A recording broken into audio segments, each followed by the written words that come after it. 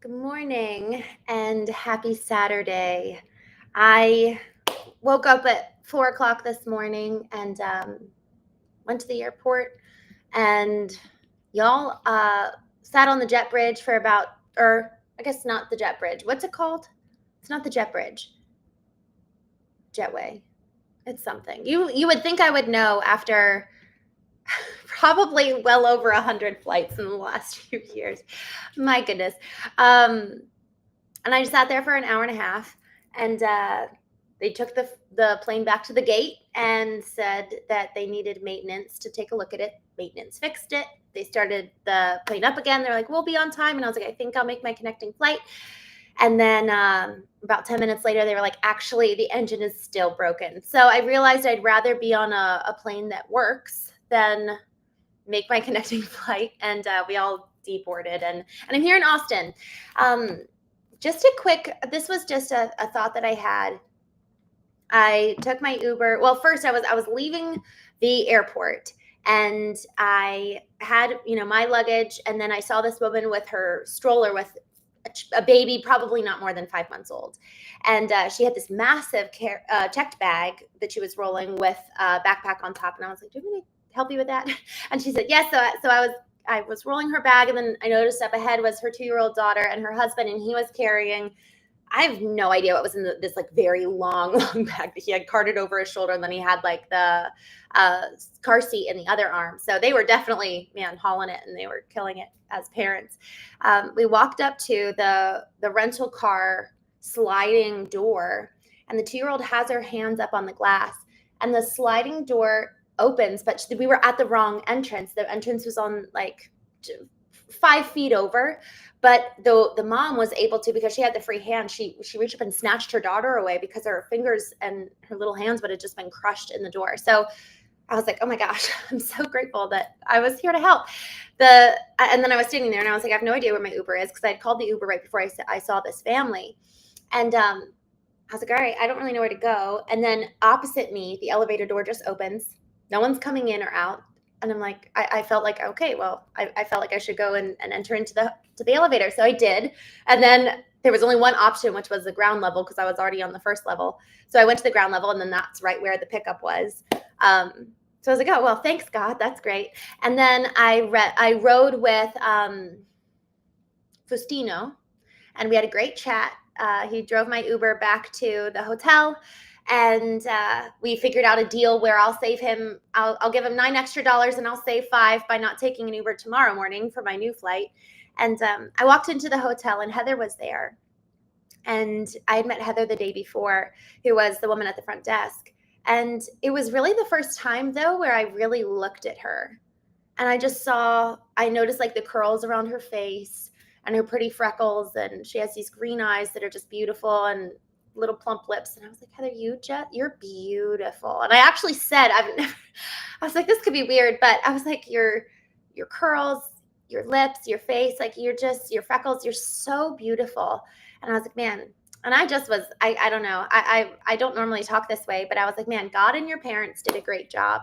And she was like, "My parents did not. They did a horrible job. They had nothing to do with this." And I just could tell. I was like, "Well, there's definitely something there." And I again, I don't normally do this, but I was like, "Where are they now?" And she said, "North Carolina." I said, "Are you in connection with them?" And she said, "No." And I said, "Was it?" And I was just very forward. I don't normally do this, I promise. But I was like, "Was it drugs, alcohol, addiction? Like, what was it?" And then she said something. I can't remember the exact words, but something along the lines of like psychosis, and my mom belongs in jail. And I was like, "Wow, like, how long have you been, like, when did you move?" And she's like, "I've only been in Austin for 9 weeks." She was like, "I've been dealing with this for 4.5 decades." And I was like, "Well, that must be really recent." And she's like, "Yeah, I moved 9 weeks ago." So I was like, "Can I give you a hug?" And we hugged for a good 60 seconds. And I was just like, "I'm so, like, good for you. You're free."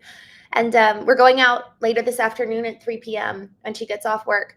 And the only reason why I share the sequence of events from, this little girl who almost got her finger smashed in the door to this woman who, man, I almost cried just looking at her. Like, she was in so much pain.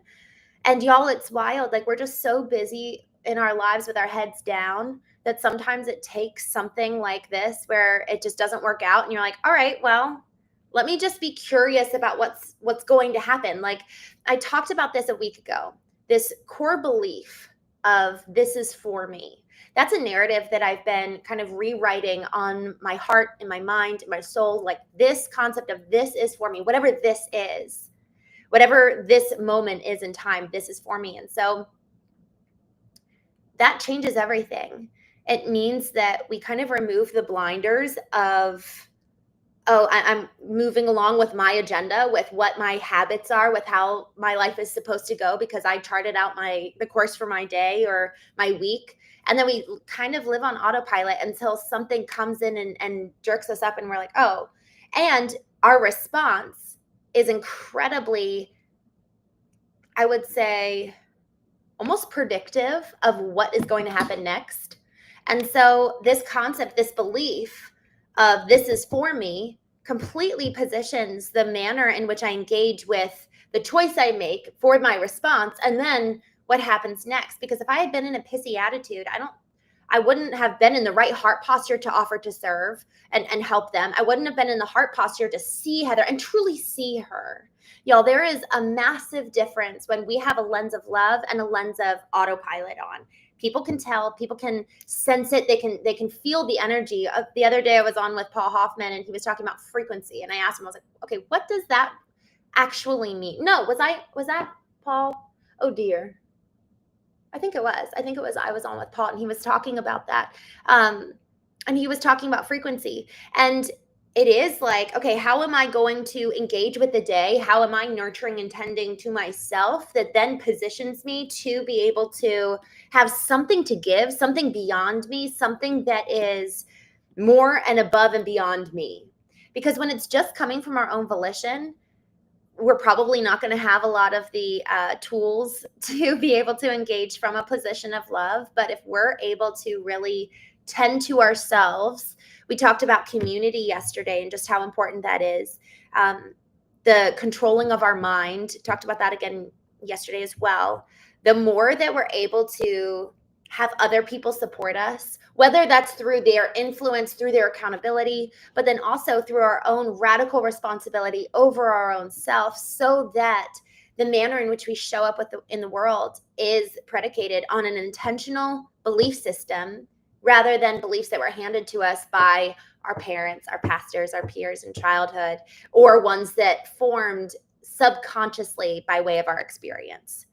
And so as a result of this morning, I was able to engage with it, all the things that happened with curiosity and honestly love, because of a belief that this is for me. And therefore, nothing's a mistake, nothing's an accident, nothing's and even as I say this, I'm like, oh geez, I still am working through this belief, right? I don't have it perfectly coined. I don't have it perfectly established in my mind, because even as I say nothing's an accident, I think about, my brother-in-law being killed is one that I still, it's like, man, was it his time? I know that the pat answer is yes. But guys, there's something about grief that staves off those pat answers, the coined responses that we were told to think. It really forces us, if we're really willing to look in the mirror and really willing to contend, then it's okay. I actually don't really know. I think so, but I don't know. And so there's different layers of how this belief impacts me and what I'm learning and trying to figure out. So stay tuned. If any of you have wisdom here, I'm very curious to hear your response. And please, from learned experience, like if you've lost someone, I cannot tell you, that is part of the reason why I didn't attend church for a while after my brother-in-law was killed, was because what I got was those coined verses and responses. And I needed to hear from God. I needed to contend with him. And so I ebb in and out of this whole concept of like, okay, it was like God could have prevented it and he didn't. And maybe I'll talk about this tomorrow, because tomorrow really is the day where I dive more so into spiritual topics, and really the spiritual intelligence, because it's one that is just so deep, and I'm so working out that I don't like talking about it very much, because it just, especially what we put out here, it's kind of forever out here. It's like, I don't want to say something that I'm going to regret. So all that to say, I'm going to actually go to what I did think about talking about today.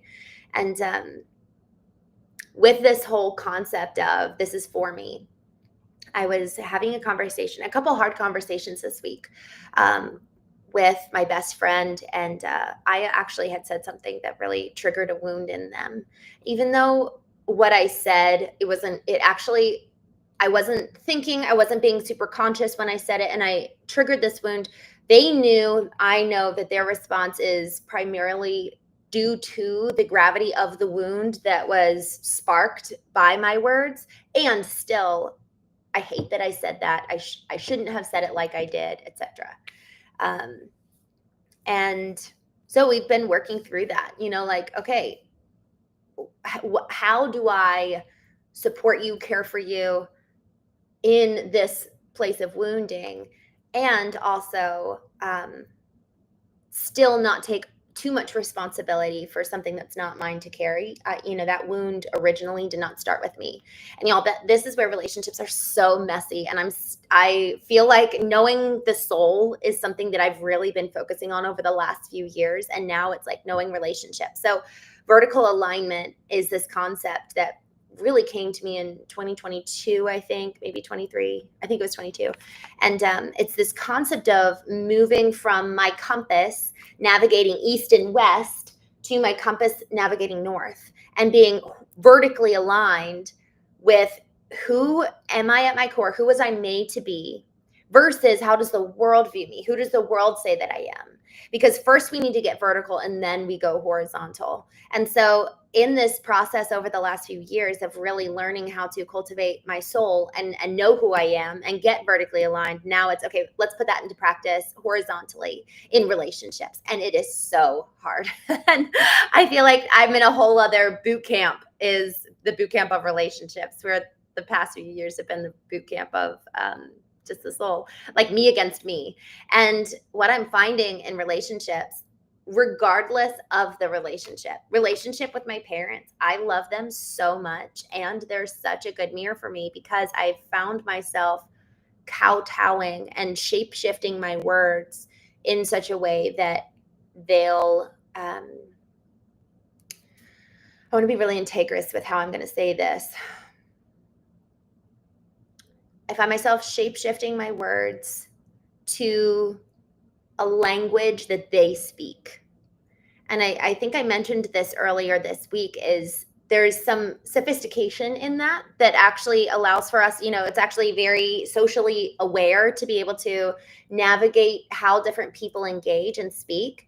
But I run the risk of picking up old scripts and old narratives, and then engaging with them from that place that I've actually decided to leave behind, that no longer serves me, that's actually not leading me towards my ideal, but rather leading me towards looking like everyone else. So that there's a great deal of intentionality in that specific relationship, and with my whole family, that I have to engage with so much consciousness.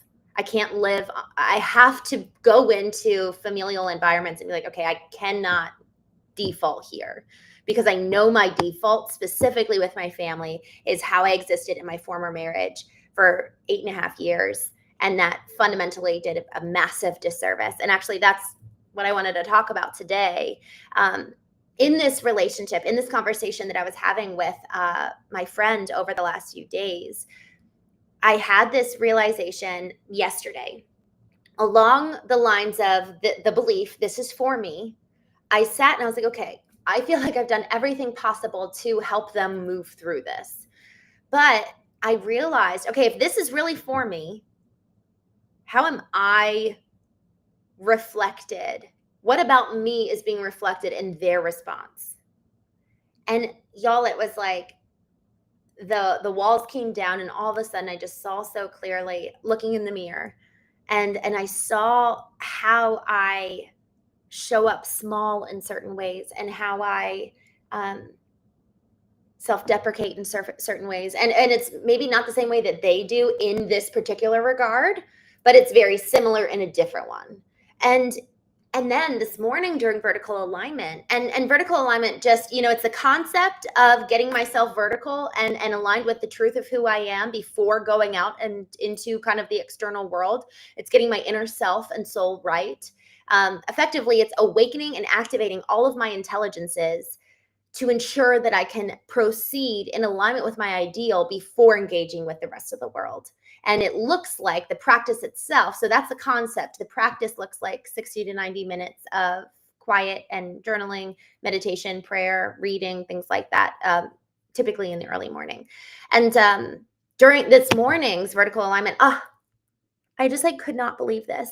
I just realized that the danger of living in codependence is that I am effectively blind to my own self.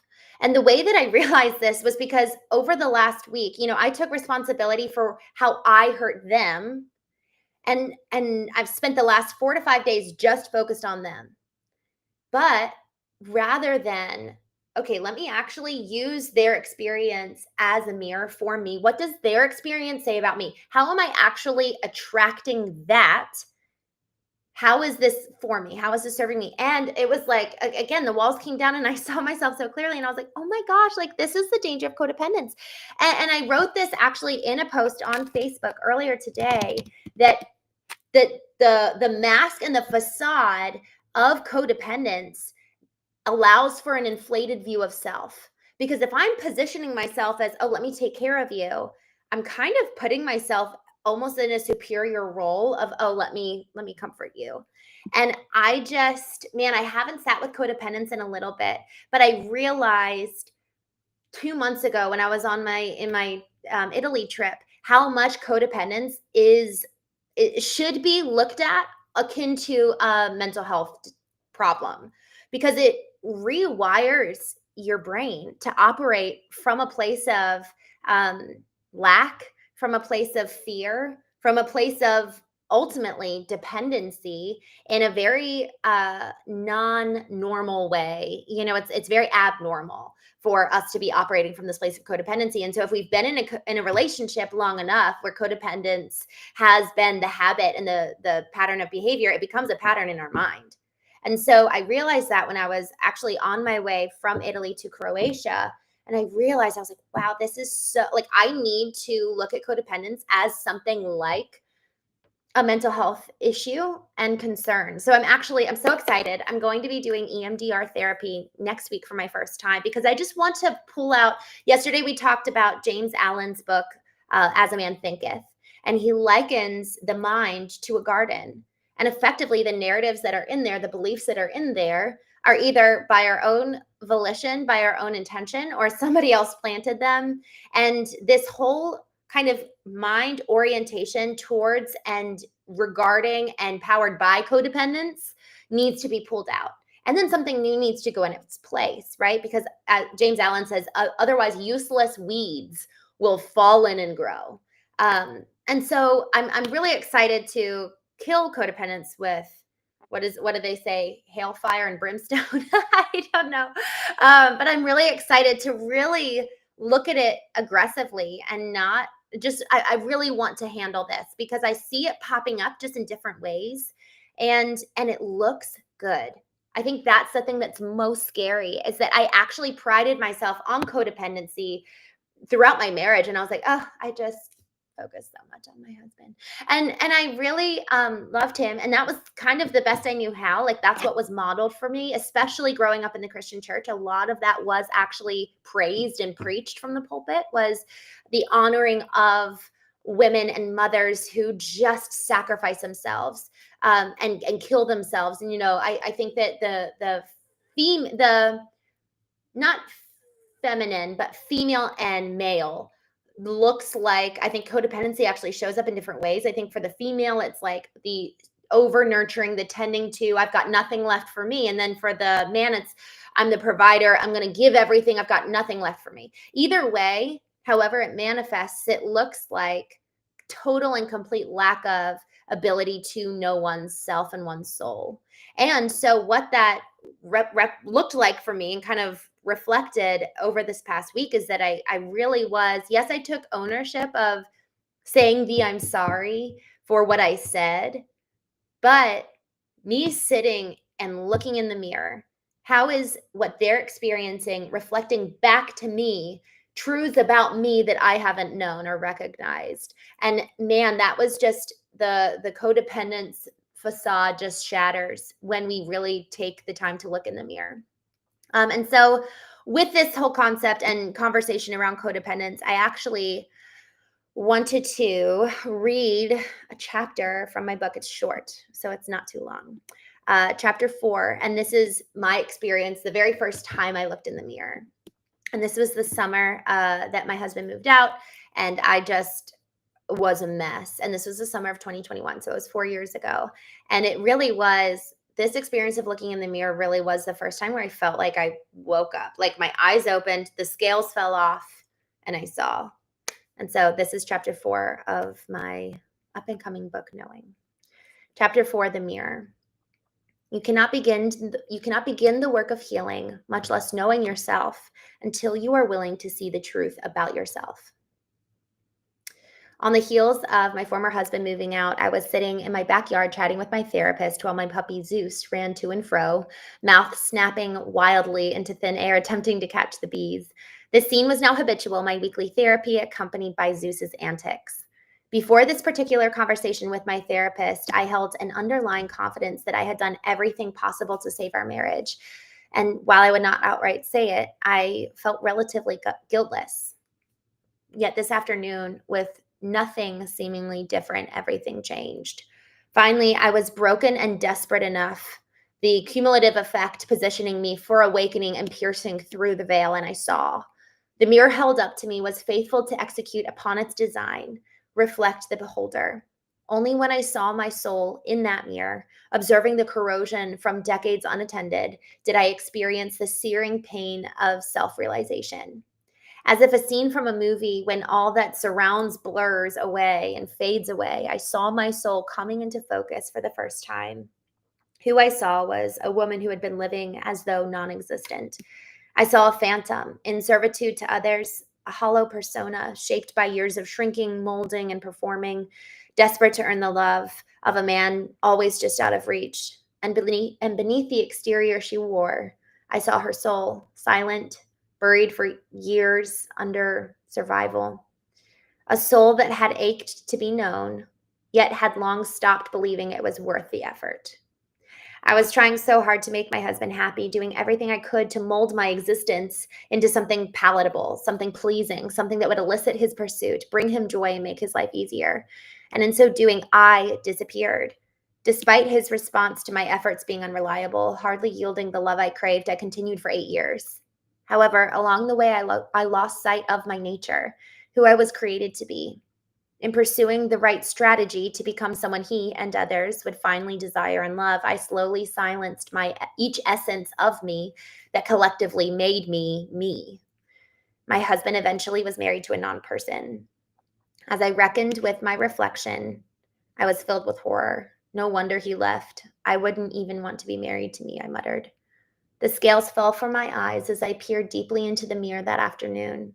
Suddenly I was awakened. Like Eve in the garden, as accounted in the biblical story, I was now aware of my nakedness.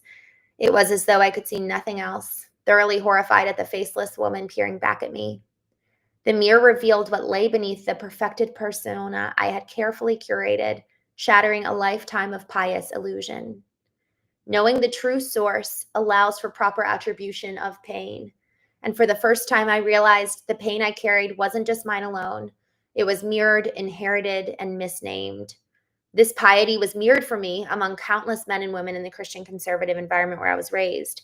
The model for behavior I never once thought to question, ultimately my default autopilot response to my very being. This mirror reflected beyond the veil I had worn my entire life, showing me not just who I was, but who I had been programmed to be. There was no going back. I was now awake, and herein knowing began. And that's the conclusion of that chapter. And y'all, there's there's a line actually that made me think about reading this and revisiting this during today's live. And it really was that concept of pious illusion, this piety that I had no idea that I held.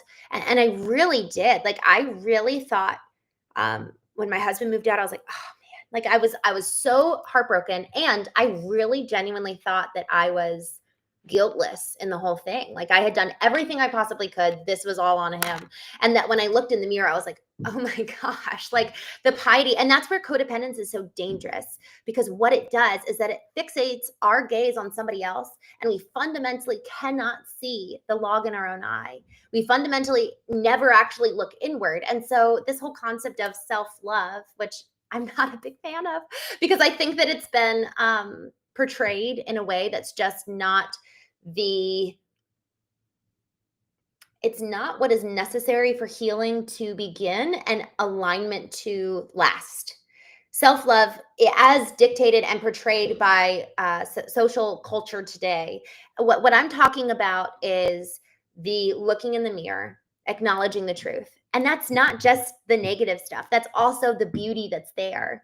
My therapist said, she was like, oh, no, I'm sorry. This is a quote. I actually don't remember who it's from. I'm going to just look this up. Oh, man. What is it? It's the light shines through, where the light shines through. Something like basically akin to the concept of where there is the greatest shadow or greatest darkness or pain or brokenness, there's also equal parts of light. Because the greater our light, the greater the shadow. And so there's something that drives so much hope in that sentiment, that we, at the end of the day, yes, we might look in the mirror and see something that's needing health or healing or growth or tending to, but there's also so much beauty there. And from that place of looking at our soul from a position of love, we then can love. When I first started therapy I started therapy 6 months before everything started dissolving in my marriage. And I was reading Daring Greatly simultaneously. And man, that book just changed. It really did prove to be the catalyst that set me on my transformation journey. And effectively, she gave me permission to feel for the first time in my life. I just had grown up damning emotions, viewing emotions as weakness. And Daring Greatly, Brene Brown was the first one to allow for emotions to not be something that was a sign of weakness, but rather something that is, emotions are very natural. It's the thoughts about the feelings and the feelings that we take action upon that are not guided from an aligned place. That's when it gets dangerous. Neither one of our intelligences, earlier on, I was talking about this practice of vertical alignment being the conceptual process of awakening and activating each intelligence and allowing the data that it derives to inform us, kind of like a boardroom. Like, I think of my intellectual intelligence, my IQ, as having a seat in the boardroom of who I am. Emotional intelligence, same thing. The emotions that come forward from past memories, from the here, right now, in this moment. Okay, what's the data there? What does this have to tell me? And then my true aligned self, as I was created to be, that's the one who makes the decisions. It's not the emotional decision. It's not even the intellectual decision. Because if we look at ourselves in silos and in isolated intelligences, we're never going to be able to allow for each part to play the role that they desperately need to play, and allow for us to be led from kind of the full boardroom. That's why we hire and have very different board members as a part of the overarching board, so that we can gain wisdom and insight from each one. And so the goal in vertical alignment is to activate and turn on each intelligence and listen, so that when we are in a moment of crisis, or we are in a moment of even just those brief little moments when, we get an email from a client and we're like, what comes up in us, and it allows for the vertical alignment practice in the morning, allows for alignment in that moment, so that we are constantly acting in and with who we want to be, rather than default behaviors and autopilot from the past. So going back to this whole concept of codependence blinding us, ultimately positioning us in a superiority position against everyone else, because we're just so caring. We're just taking care of everyone else and loving on them. but rather it kind of brings some equilibrium once codependency is gone and eliminated from our periphery and from the way that we view people. It allows them control over them. It warrants them to take radical responsibility. Another problem with codependency is that I'll use me as the example, because this is something I've really been working on and really truly struggled with. Codependency lends to me attempting to take control of everything. I'm effectively stripping everyone else of their control because I think I need to take care of them. And so there's multiple reasons for why I had this develop in me, both in my childhood and in my marriage. And so that's where knowing why is incredibly important. We can't just say, oh no, I don't want to have codependency anymore. It's okay, well, why is it there in the first place? And then akin to the whole concept of tending to the garden of our mind, okay, let's pull out those roots, starting at the genesis. What was the experience that happened, whether in childhood, adolescence, adulthood? What happened as a result? And what do each one of those intelligences tell you about that experience? So looking at the past, how does it show up in the present? And then what's the potential like? So instead of codependency, what do I want there instead? What's the potential aligned behavior or belief that I want instead, literally in the stead of what is currently existing? And only then can we then begin to live in alignment with the ideal. And so the definition of emotional intelligence is the capacity to be aware of, control, and express one's emotions, and the ability to handle interpersonal relationships judiciously and with empathy.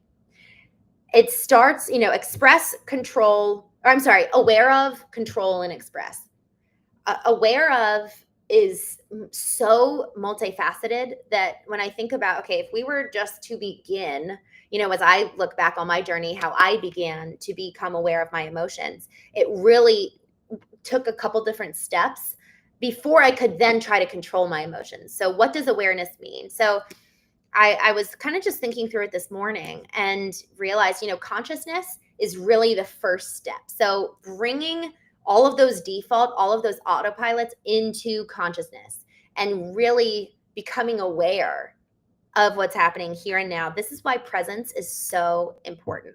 Because if I'm constantly thinking about the future, I'm never going to know what's going on with me right here, right now. And if I'm obsessed with the past, never living in the moment, I'm never really going to be able to be consciously aware of this moment. And I think I've said this before, but it's so funny. The movie Kung Fu Panda, it's animated. It's so cute. And Master Shifu, I think the turtle, I don't remember his name. He has this little quote, and I'm going to look this up. Okay. Kung Fu Panda, presence. What he says is just the most adorable thing. He says, yesterday is history, tomorrow is a mystery, but today is a gift. That's why it's called the present. Isn't that so cute? And so true. The present is a gift. And I love that concept, because what it does is it fundamentally changes and reorients our gaze to now to view it through a lens of beauty rather than something I need to get through. It just completely changes and shifts. That family walking through the airport this morning that I met, now the 2-year-old running ahead, the baby in the stroller, all these things that they're carrying, getting their rental car, such a mess. Now realizing that this is actually a gift, and these are the days that you'll look back on and really cherish and miss, and you'll want to come back to this moment. And actually my friend, one of my dearest friends, she posted a picture with her baby girl in her stroller, and she was like, these are the days. I wish I could remember. Rachel, if you're listening, put it in the chat, but I'll go find it on your wall. Something along the lines of, these are the days that I always wished for. These are the days that I always dreamed of. These are the days that effectively are the ideal that I said I wanted. And y'all, how many of us are actually living in our ideal? And I think that that's actually really beautiful, because I think in so many ways we're so blessed. we're so blessed. We have so many good things. Even the fact, looking at my, just remembering my brother-in-law, the fact that my sister had 8 years with her soulmate. even the fact that they had a 3-week-old baby girl, thank God. Like, what a gift, this sweet, precious girl, Alyssa Rosa. She's 10 now. And she is just the light of our lives. You know, she's so wonderful. And so there's so much good all around us. And it really is beholden of us to take radical responsibility to decide what is the belief that is going to orient the lens through which I view the world. I've really been leaning into this quote by Viktor Frankl, between stimulus and response is choice. And a couple weeks ago, I really leaned into, well, before choice is belief. And so ever since then, I've just, really been questioning, like, what are the core beliefs that are impacting the choices I make that then I issue a response to a certain situation. And again, it's looking in the mirror. We have to look in the mirror. We have to be conscious, which is the first step to becoming aware of what those pre-existing beliefs, narratives are that shape the choices and then our responses. So step 1 is consciousness. Step 2 is an understanding. And actually, Sammy Aslam, who was a guest on the Knowing podcast this week, he talked a lot about understanding actually being the antidote in relational conflict. I loved that. He was talking about this relationship. I think it was a relationship with his mom where he really had to go in and really understand her perspective. And ever since doing so, he just feels so much compassion for her. You know, he really understands the why in terms of how she showed up in the past, in terms of how they were raised.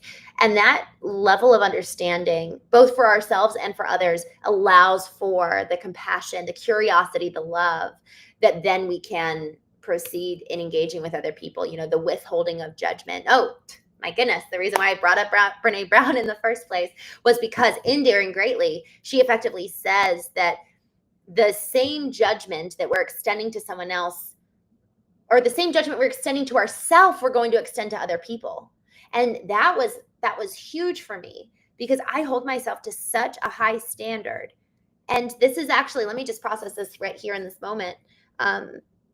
Okay, so I want to hold myself to a high standard, but not predicated in judgment, rather predicated in potential, predicated in the ideal, predicated in what could be and the joy there, right? So it's actually an abundance mindset rather than a lack mindset. I had this thought the other day that we can look at the exact same thing, but if we've got a lack perspective versus an abundance perspective, the thing itself completely alters, which is terrifying.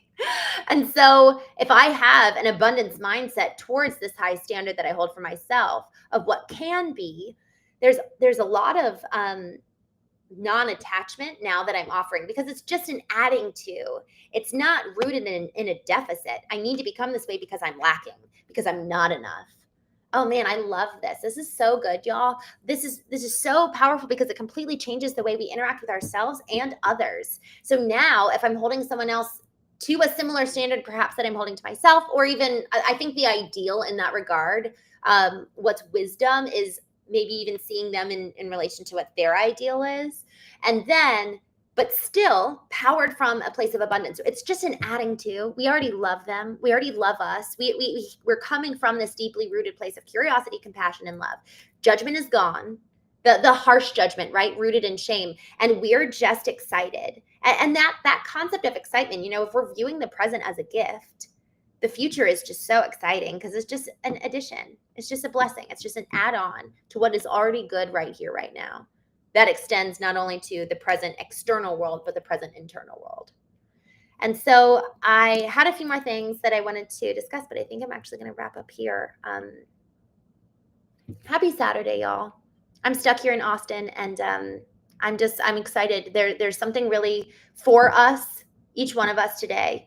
And it's just the matter and the question of, all right, what's that going to look like for each one of us if we're coming from a place of an abundant mindset and a place of abundance for ourselves and those in our lives. So as we're looking at the housework that we've got to do, or maybe catching up on business, or whatever it is, sitting on the ground and playing with our babies, there's just so much beauty here in this moment. So I hope you all have a wonderful day, and I will talk with you soon.